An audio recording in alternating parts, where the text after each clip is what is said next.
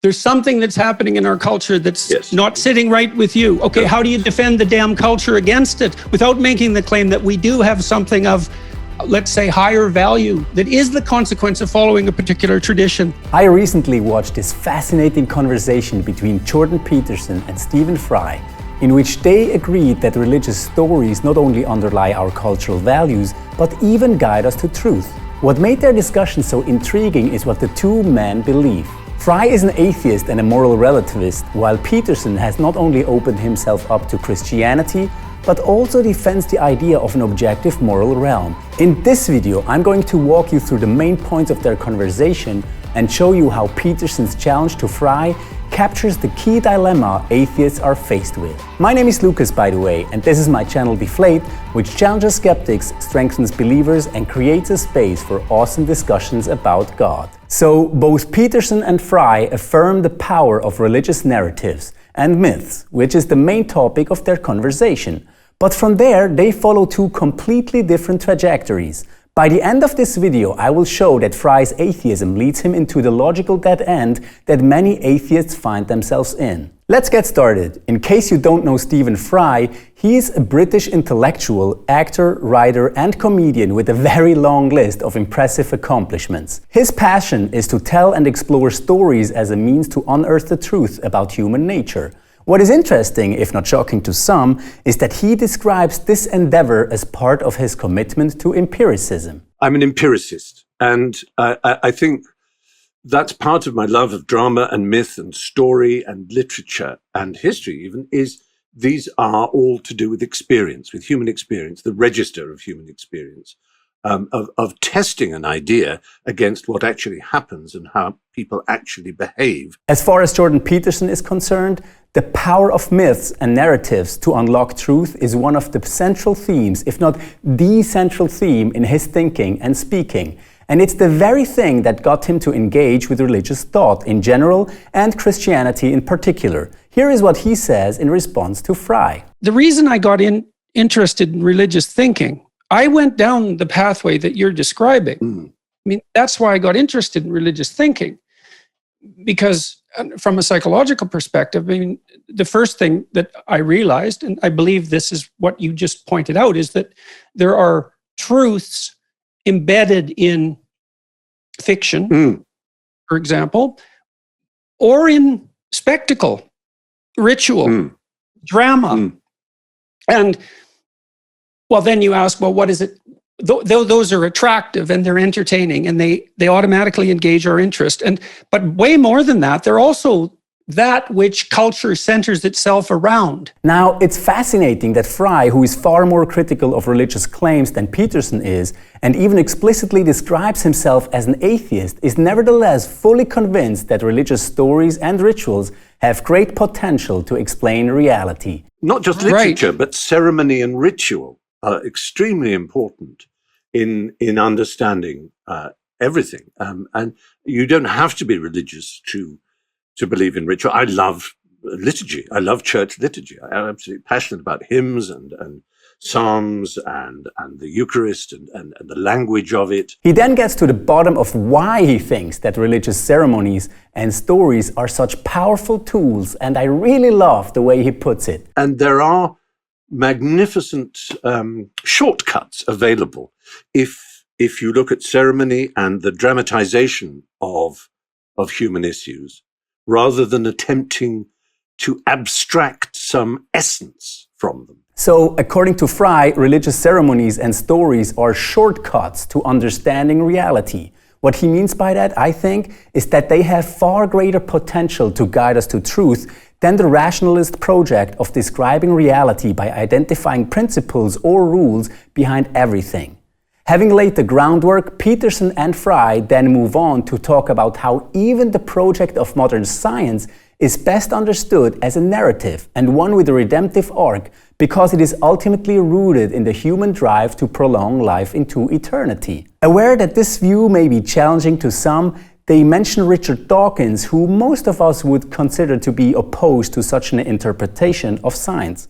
But Fry, who is friends with him, offers a more nuanced perspective on Dawkins by saying, and I could argue that Richard's presentation, his passion is real.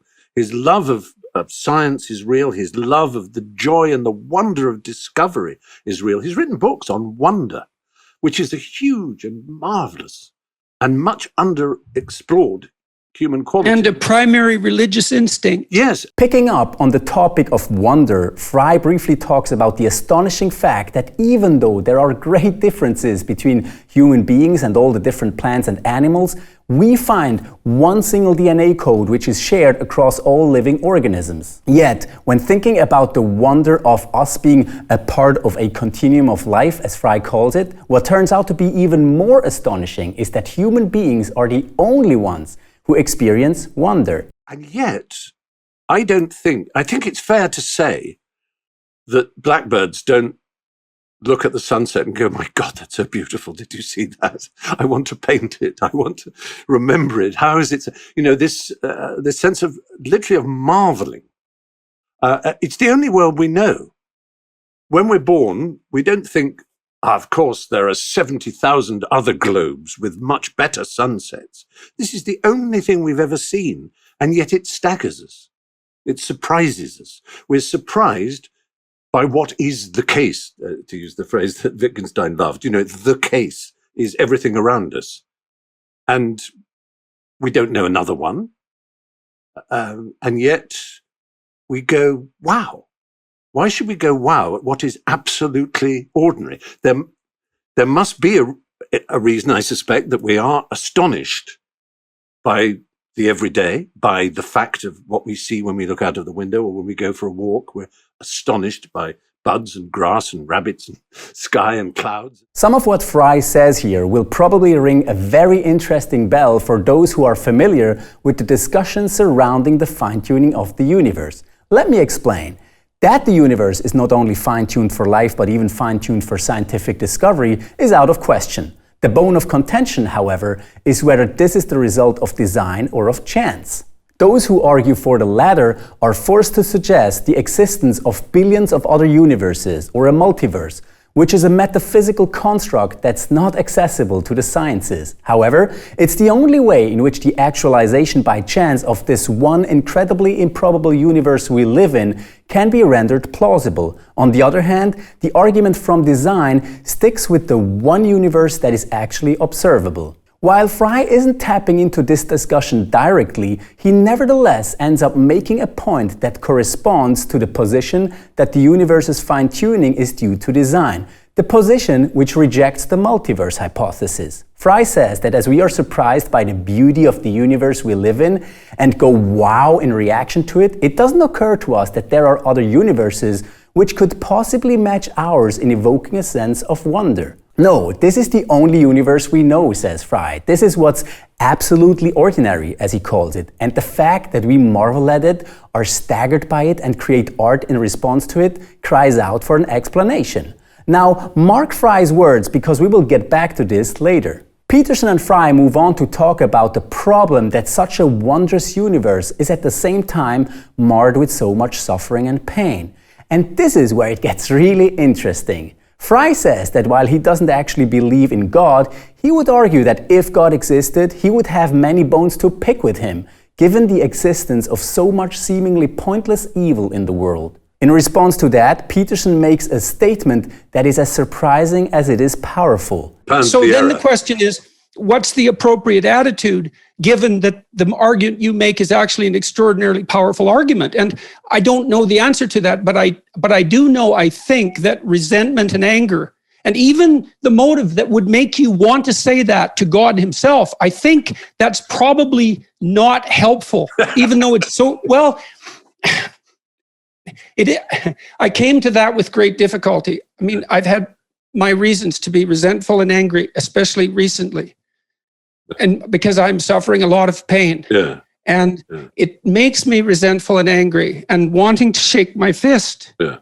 But I found upon intense consideration that there was nothing in that that didn't make it worse, and that therefore that must be wrong, even though it's justifiable. In contrast to Peterson, Fry doesn't feel the temptation of resentment in the face of evil and has a very different story to tell. Because I don't believe in this God, it's not an issue. I'm not really resentful and angry about the fact that there's evil in the world. I'm sorrowful very often. And I'm united in my admiration for the fact and the real belief I have that most people fundamentally, given this dysfunction or this deep trauma, most people are so good, are so anxious to be good, are deontically good, have a sense of obligation and drive in them to be better than they are. I think that's one of the key things that I love about humanity, is not just that we are dissatisfied with things that are wrong and can be improved, but that with ourselves we are dissatisfied, and that most of us want to be better. I know that's true of me all the time. Every time I go off to sleep, I think, how did I screw up today? How can I be better tomorrow? Why am I so bad at this? If only I could manage that.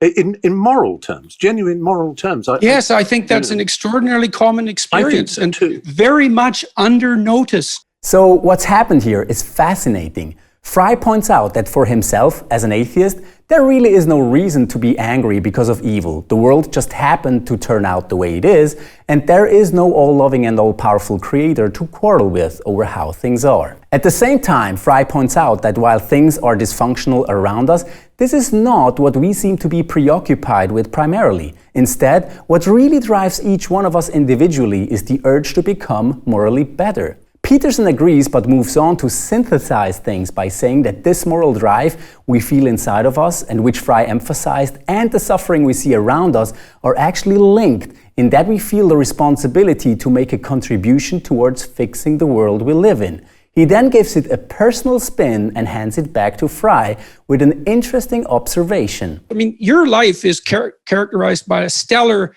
level of constant productive creativity. That's you, and you're offering that to the world, and that seems necessary. And maybe it's because the problems are real and important, and the role we have to play ethically is of paramount importance, truly. Yeah. Why else would we torture ourselves with conscience? And I would say that's the flowering of the religious instinct within you. The flowering of the religious instinct within Fry, the atheist. Interesting. Now, Fry agreed that his creative, intellectual and social endeavors could be called that, but he was hesitant to make a definite statement about whether he really does see them as an outworking of his religious instinct. Be that as it may, Peterson, by referencing Fry's passion to influence culture intellectually and his desire to fight injustice, moves on to make what is probably the most powerful argument of that conversation. You're disturbed nonetheless at what's, let's say, there's something that's happening in our culture that's not sitting right with you. Okay, how do you defend the damn culture against it without making the claim that we do have something of, let's say, higher value that is the consequence of following a particular tradition? Yes. Because without that, you lose the argument instantly. There's a lot in what Peterson just expressed in those 3 sentences, so let me unpack it for you. First, it's important to know that Peterson holds that the values of Western culture are rooted in the Judeo-Christian worldview, and Fry seems to express agreement with that at the previous point in the conversation. Second, Fry's life is one long list of accomplishments born out of the passion to fix what is wrong with Western culture. And now what Peterson is saying is that Fry's work only makes sense if Fry also assumes that the values he's defending are really not up for grabs, but that they are higher, as Peterson calls them, that they are not just a matter of human opinion. At another point in the conversation, Peterson states the same thing by saying that moral values are imposed on us from the outside. But here's the sticking point. By virtue of assuming that the values of Western culture have an objective existence above and outside of us, you end up affirming that the same is true of the story from which they're born, and that's the Judeo-Christian worldview. But as an atheist, that's the exact idea that Fry denies. So how does Fry respond? He mentions practical examples that show how our moral code seems to be quite different from the one of the previous generation, and goes on to say, that's how quickly morality changes. So the idea of the culture is a false one. There is no the culture. It's not like a human version of a biosphere, even, I don't think. There is the state of things as now exist. Fry claims that it doesn't make sense to speak of the culture whose values he is trying to defend because those values change all the time. Now, it's not unusual for moral relativists to talk about the existence of different moral codes across times or cultures. But while this is certainly an interesting phenomenon, it does nothing to undermine the argument for objective moral values. By the same logic, one would also have to deny that there are objective facts about the natural world, because scientists disagree with each other all the time about quantum theory, evolutionary theory, and what have you. Thus, to say that there have been, and still are, different codes of conduct is a truism, but it simply doesn't make for an argument against moral objectivism. Be that as it may, Fry takes the relativist project even further. Like when you were talking about religion and saying this, this God, that what religion has been brilliant at, and it's needed to be, but so has science, is redefining what God is. What God was in 1400, God was capable of doing remarkable things. He was answerable for everything. And we worshipped him for it. A couple of hundred years later, a few things had been taken away from him, and we could answer for traveling the world and knowing it and discovering how the stars actually were not holes in a black cloth, but maybe were celestial objects and then a few hundred years later. And similarly, science, we use the word cosmos. Well, cosmos used to mean a very small sphere of a section of the solar system. And now it's some infinite thing. And there may indeed be dozens of them, millions of them. Who knows, according to string theory and quantum theory and all kinds of Schrödinger's number and all the rest of it. Everything is redefined in each generation. So what is left that is absolute? So according to Fry, it's not just that morals are redefined in each generation, but everything is, including scientific terms and even the term God. Now remember that when talking about our marvel and wonder at the universe, Fry was quite adamant about this universe being the only one we know, and about us not going and thinking that there may be thousands of others which might match ours in beauty. However, when making his case against absolutes, Fry is suddenly eager to reference the multiverse. Not a great example of consistency. But there are even greater problems with Fry's all-encompassing relativism. He seems to suggest that there are no absolutes because things are constantly redefined. But how does one follow from the other? I mean, up until 20 years ago, the word cloud used to describe those accumulations of condensed vapor in the sky, whereas now it also describes the online space where you save your data. Does this now mean that those other clouds don't exist anymore, or that something about their physical makeup has been altered? Fry seems to think so, but to use the objective fact that languages change as an argument against the existence of objective facts themselves is absurd at best and self-defeating at worst.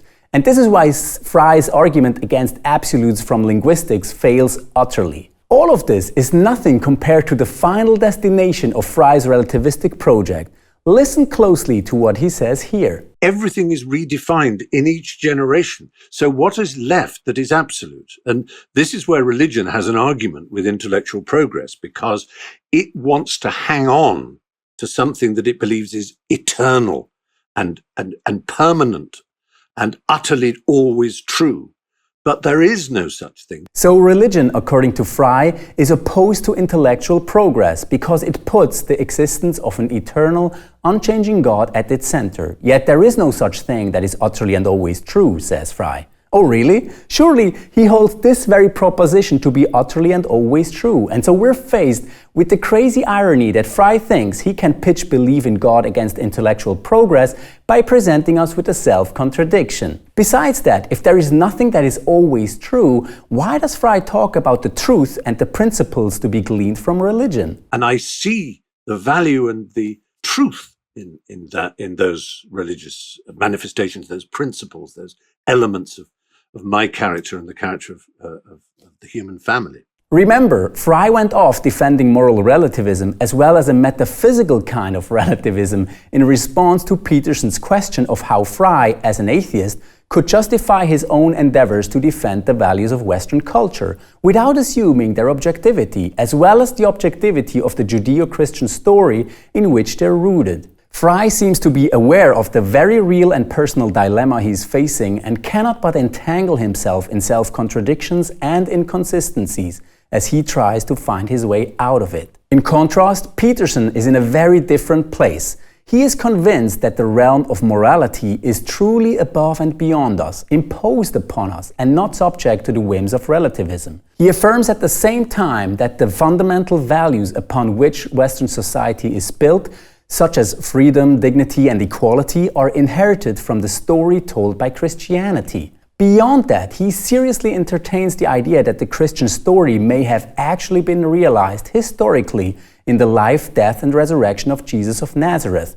With that, he recognizes that the Christian myth or narrative differs fundamentally from other religious myths, which may tell us something true about the world, but which were never claimed to actually have happened in the world. This is what he says in his conversation with Jonathan Pajot that's received quite a lot of attention. And so what you have in the figure of Christ is an actual person who actually lived, plus a myth. And in some sense, Christ is the union of those two things.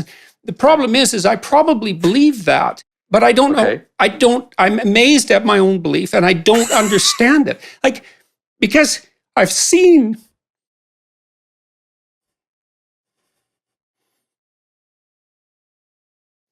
sometimes the objective world and the narrative world touch.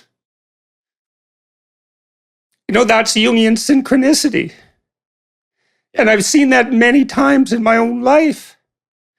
And so in some sense, I believe it's undeniable. We have a narrative sense of the world. For me, that's been the world of morality. That's the world that tells us how to act. It's real. We treat it like it's real. It's not the objective world. But the narrative and the objective world touch. And the ultimate example of that, in principle, is supposed to be Christ. But I don't know what to... that seems to me oddly plausible. Yeah. But I still don't know what to make of it. Partly because it's too terrifying a reality to fully believe. I don't even know what would happen to you if you fully believed it. What Peterson expresses here is what C.S. Lewis famously called myth became fact. In other words, in the person of Christ, the hope for redemption which underlies all stories has been fully realized, and accordingly, new life has been made available to us. It's as if it's too beautiful to be true, which is exactly what seems to touch Peterson so deeply. And so, the difference between Peterson and Fry is that while both affirm the captivating power of religious stories, Fry rejects the idea that the Christian story which underlies the culture in which he lives and whose fundamental values he defends could be ultimate. Not so Peterson. He is open to consider whether the story told by Christianity is actually the story that ultimately establishes the truth of how life is to be lived. If you enjoyed this conversation, you should watch my commentary on Peterson's conversation with Bishop Barron on the question of why people are leaving the church, even though it would have the most compelling story to tell. Thank you for watching and see you over here.